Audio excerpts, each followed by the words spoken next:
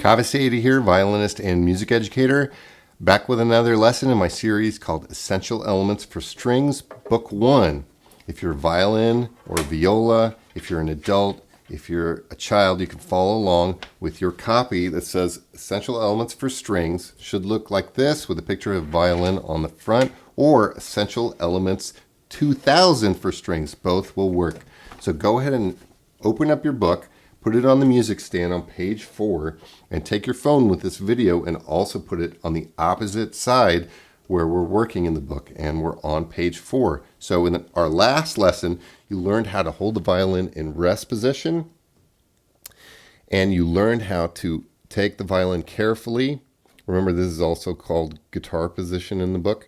Take the violin carefully. Remember, don't squeeze too hard, but don't hold it too gently because it might fall. Take it out. And look at the button. Put the button on the left side of your neck, into your neck, gently with your head. Turn to the left and put your chin. Try to get comfortable. Wiggle a little bit. You don't want to squeeze anything while you're doing this. And we're going to go ahead and talk about quarter notes, which are the dots, if you look at your book, that give you one beat of sound during a beat. If I snap my fingers, you're hearing a beat. That's a beat that I can dance to. And if I play one note during one of those beats, that's called a quarter note. Remember, it looks like a cherry or a letter D or P, and you're going to see those all over page 4. If you see a squiggly, that's a beat of silence. So if I'm playing the violin, one quarter note, shh, one quarter note, shh, one quarter note, shh. What you're going to see is a dot, then a squiggly, then a dot, then a squiggly. A quarter note, then a quarter rest, one beat of silence. And all these notes that you're learning how to read are on these 5 lines called the music staff. They're 5 lines and 4 spaces. And the music, if you look right in front of you, has vertical lines, vertical this way. The 5 lines are horizontal going this way. Vertical lines organize the music into measures, which make it easier to read. And most of the music that you're playing has 4 beats of sound or silence, 4 total beats inside of every measure. So in number 2, we're going to go straight to number 2. You're going to see 3 notes, and then a rest. That equals 4, 3 plus 1. The second box, the second measure, you're going to see 3 notes and a rest. 3 plus 1 is 4. Then the third box, the third measure, look right in front of you at number 2, let's play open D. You're going to see 4 Ds in a measure. And then the fourth measure, the last measure of number 2, let's play open D, you're going to have 3 quarter notes and a rest. And that sounds like this. My turn. Shh. Shh.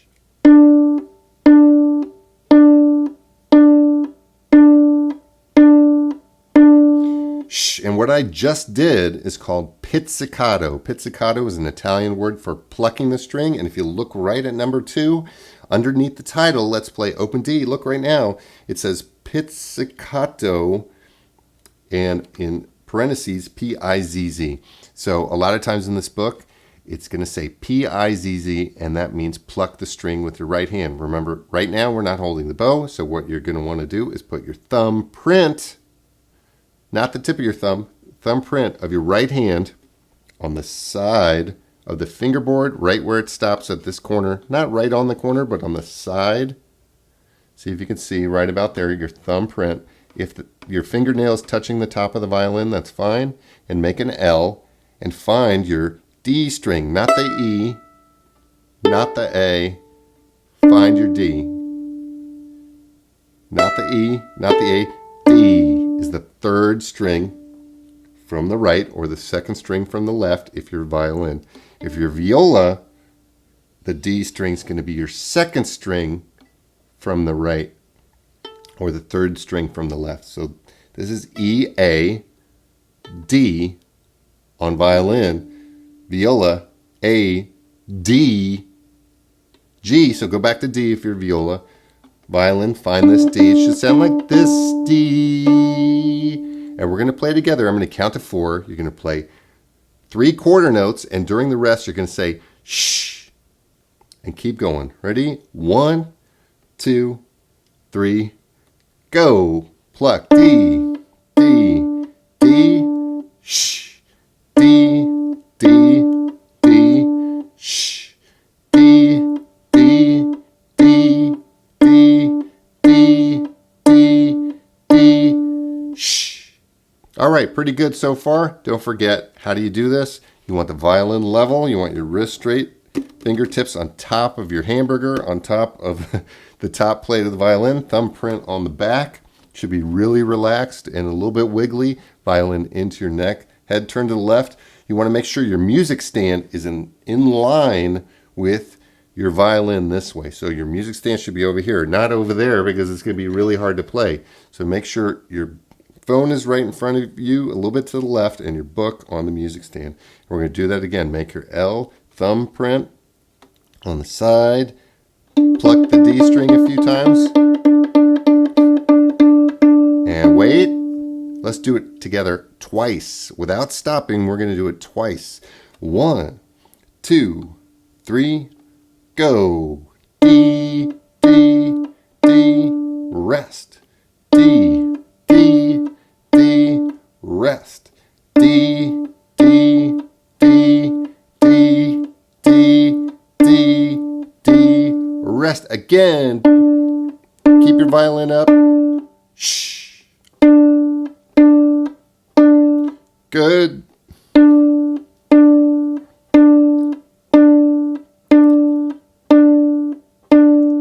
Shh. If you're still having trouble with this, pause the video right now and practice number 2 about 1,000 times. And we're going to go on now to number 3. Let's play open A.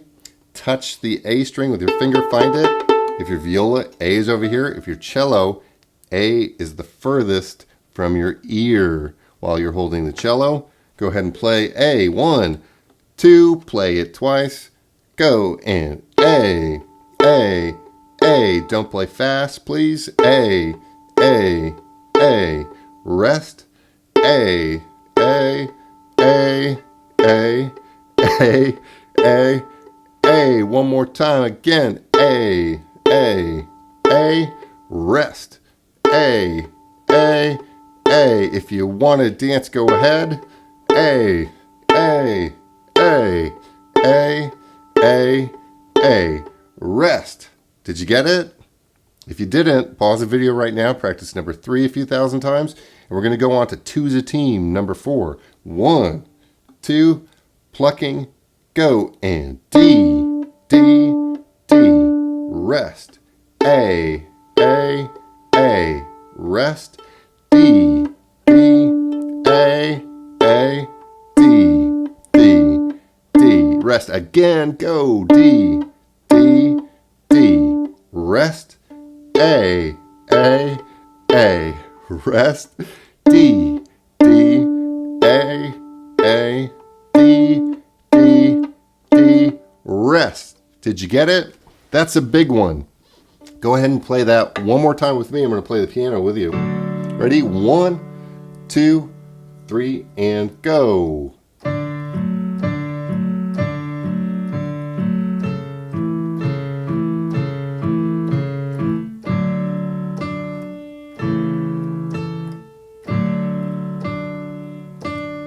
Did you get it? All right, great. Moving on, we're going to go to number 5. One thing that I recommend students do, is if it looks too hard, like number 5 kind of looks hard, what you're going to do is say the letters without playing to get ready in your mind. So go ahead and go to rest position. I'm going to play, and you're going to say the letters with me. Here's number 5. 1, don't play. 2, 3, just say it. Go. D, D, D, A, D, rest. A, rest. D, D, A, D, A, D, rest. Don't forget the rest at the end, right? Now go ahead and let's try it. Remember the speed that we're going. If you have a metronome, you're going to put it on 60. 60 means 60 beats per minute. If you have a watch, you can look at the second hand, you know, the kind with the hands. You can look at the second hand. That's how fast, the fastest you're supposed to go as a beginner. 60 beats per minute. Tick, tock, tick, tock. If it's too hard, go slower, of course. Tick, tock, tick, tock. But don't go this fast. Tick, tock, tick, tock, tick, tock. If you think it's easy, because I need you to stay steady because you're a beginner. You're going to get a speeding ticket if you go any faster. Ready? Let's try it together. So get out of rest position. On the left side of your body, head to the left, looking at your book. Look at number 5 at Pierrot's door. Thumb on the side of the fingerboard near the corner. Find your D string. Find your A string with the tip of your finger. You're going to want to pluck with the meaty part of your fingertip. If you pluck with your fingernail, it'll sound too thin. So get a good grip on that D string. Number 5. 1, 2, 3, go. D, D, D, A, D, rest. A, rest. D, D, A, D, A, D. One more time. Go. D, D, D, A, D. Rest. A, rest. D, D, A, D, A, D. Rest. Don't forget to say the rest at the end. We're going to go ahead and move on to page 5. And what you're going to see at the top of page 5 in the orange box that says theory, music theory, by the way, is the study of written dots called notes and other information about how to read music. Music theory is basically going to teach you how to read music. It's the study of music. And also in this book, we're going to learn how to read all these notes. So in your book, you can see that all the notes had little letters in them, right? D's, this D was lower on the music staff, the 5 lines, and A was higher because it's a higher note. And basically what we need to be able to do is memorize the names of the notes on the music staff. Now on page 5, you're going to see this either a squiggly S shape, which is called the treble clef, or 2 letter C's, and that's called the alto clef at the top. Or you'll see like kind of an ear shape with 2 dots. That's called the bass clef if you're cello or bass. And basically what that tells you is what instrument you're playing and what the note names are for the lines and spaces. If you're looking at treble clef, you're playing a higher pitch instrument like a violin or flute. Alto clef is not used by many instruments, some saxophones, but definitely viola uses alto clef, and the notes on the alto clef sound lower, but they're easy to read because they stay on the music staff. And we have bass clef for cello and bass. A bunch of other instruments play in bass clef and treble clef as well. You're going to want to remember and memorize those note names. So stop this video right now. Go ahead and read treble clef or alto clef and memorize those note names. Did you stop the video, really? You didn't stop it? Okay. Well, anyway, you're going to want to read this on your own. But the basic thing that you need to know, especially if you're violin, is the phrase, every good ballerina dances fancy. Every good ballerina dances fancy is what I tell kids to remember the names of the notes on the lines. You could also say, empty garbage before dad freaks. Every good basketballer dunks fiercely. You could say, every good burger deserves fries. If you're a violin student, come up with your own phrase that matches that acronym EGBDF. That's going up. And the spaces in between the lines, you're going to see that word face. The notes in the spaces spell the word face, and you're going to want to memorize that. You could also go to musictheory.net, and I have musictheory.net queued up right behind me on my computer. Musictheory.net, press on lessons all the way on the left. And the first lesson, the basics, is where you're going to be at. And go to the staff, clef, and ledger lines. And then your second lesson there, this is something you could also do to get good at reading, is note duration. So going on page 5, You're going to also want to know, because now you're going to start seeing it, that 4/4, that 4/4 means that there are 4 beats in a measure, like we talked about before. And the quarter note, or the quarter rest, remember that squiggly is called the quarter rest, gets the beat. That's a time signature that tells us how many beats are in each measure and which note gets a beat. And when you come to the end of a song, you're going to see a double bar. Double bar are those 2 lines at the end that tell you to stop. Going on to number 6, jumping jacks. Go ahead and get your violin in shoulder position, play position. Still holding your hamburger right there, thumb on the back. Remember, you're going to want to be able to tap, and your violin string should be parallel, straight, pointing out, parallel to the floor. Get your thumb on the side of the fingerboard, and let's play Mix 'em Up twice. 1, 2, 3, go. And D, A, D, sh, A, D, A, sh, D, A, D, A, D, D, D, again, go, do, D, A, D, try to say it, and A, D, A, say it and play it, D, A, D, A, D, D, D, rest. Did you get it? If you didn't, go back and try that a few more times, and don't forget, you're ready to move on to the next song when you played a song 3 times in a row with no big mistakes. Now, moving forward, we have something called a repeat sign, which you're going to start seeing. It's, if you look at number 8 at the end, you're going to see the words repeat sign all the way on the right. Those are those 2 dots, and they tell you to go back to the beginning. So basically, you're going to play that every song with a repeat sign twice. So we're going to play number 8 now. The part that says counting, don't worry about that right now. We're going to do it later. But I'll count in that way before we start. So shoulder position, make sure your wrist is straight, make sure your strings are parallel to the ground like me. You want to see that your elbow is away from your body, so there should be a gap here, and you're looking a little bit to the left, thumbprint on the side.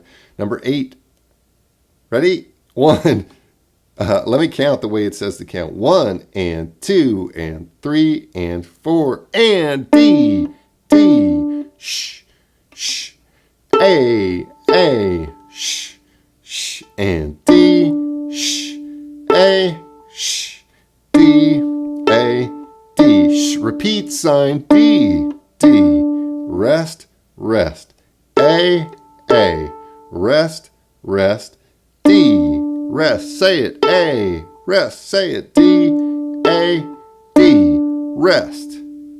Did you get it? Well, let's do it one more time with the repeats while I play the piano. 1, 2, 3, now. D, D, rest, rest. A, rest, rest. D, A, rest, D, A. One more time, and D, D, rest, rest. A, rest, rest. D, rest. A, rest, D, A, D. Did you get it? Good job. That's going to sum up our first lesson. This is our first lesson, and we're going to go on to page 6 and 7 next time and learn how to use our left hand fingers. Number 9, you could do, I always tell kids to do that one on your own at home. If you had trouble with any of this lesson, don't forget, you can go back to the beginning and watch it a few times. Also, you can type a comment or a question below. And if you're one of my Philadelphia School District students, don't forget to type a question to your Google Classroom or send me an email. Thank you so much for watching all the way to the end of this video. You should feel good. And if you want to keep practicing, do this lesson 1,000 times if you want. I'm fine with that. Don't forget to subscribe to the channel. There's a subscription button down below, and hit the notification bell. That bell thing is going to send you a notification when a new lesson pops up, because I'm going to be doing the whole book for you during this time that we're all at home. So thank you so much. And again, my name's Kaveh. I'll see you later. Bye.